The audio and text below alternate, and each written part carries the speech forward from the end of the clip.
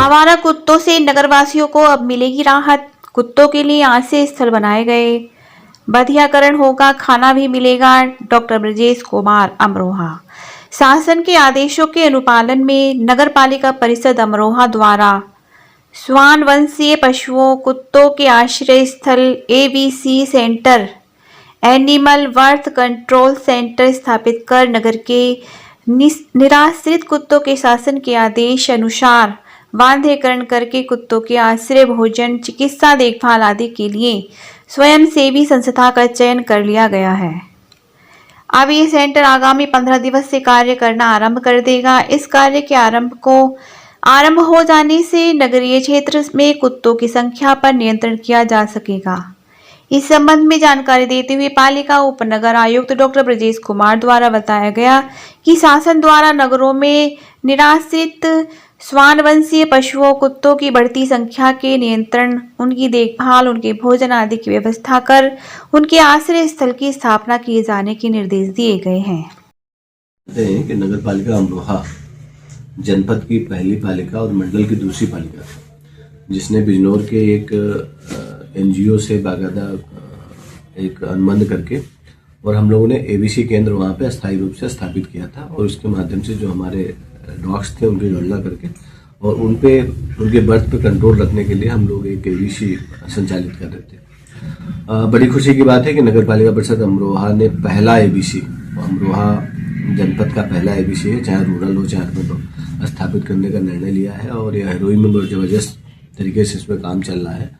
और मुझे लगता है कि अगले 15 दिनों में एबीसी जब संचालित हो जाएगा तो हम लोग मान रहे हैं कि एक दिन में कम से कम 20 डॉग्स की नसबंदी इसमें हो जाएगी। अभी क्या हो रहा था कि महीने में सिर्फ 20 हो रही थी, तो अगर एक दिन में 20 होंगी तो आप समझ लीजिए महीने भर में अगर 15 दिन में एक्टिव किया तो लगभग हम 500 से 600 डॉग्स की नसबंदी करा सकते हैं। और ये वाला अगर 500-600 की अगर एक महीने में नसबंदी हो जाती तो मुझे लगता है कि 4 महीनों में हमारा टारगेट है कि जितने भी डॉग्स हैं, स्ट्रीट डॉग्स हैं, उनकी नसबंदी करा देंगे। और एकमात्र यही उपाय है कि इनके जब तक हम बर्थ पे कंट्रोल नहीं करेंगे तब तक आप बहुत सारी हिंसक घटनाएं देखते हैं। अभी 2 दिन पहले एक वीडियो अमरोहा का चल रहा था जिसमें एक बच्ची को जो है कुछ डॉग्स काटने जा रहे थे, लोगों ने बचाया। मैं उनके लिए, उस जागरूकता के लिए वहाँ के वार्ड के लोगों को धन्यवाद देता हूँ।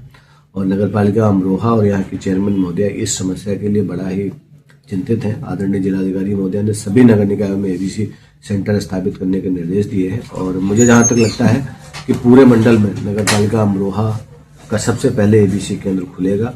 और आपके माध्यम से भी मैं सभी से अनुरोध करता हूँ, ऐसे बहुत सारे स्वयंसेवी संगठन के लोग, मीडिया बंधु के लोग हैं, वो भी उनके वार्ड, जिस वार्ड में रहते हैं, वो हमें एक अगर गणना करके बता देंगे कि उनके डॉग्स कितने हैं तो उसके माध्यम से एक रणनीति बना के और एक बाकायदा एक रोस्टर बना के हम लोग नसबंदी करने की कार्रवाई करेंगे।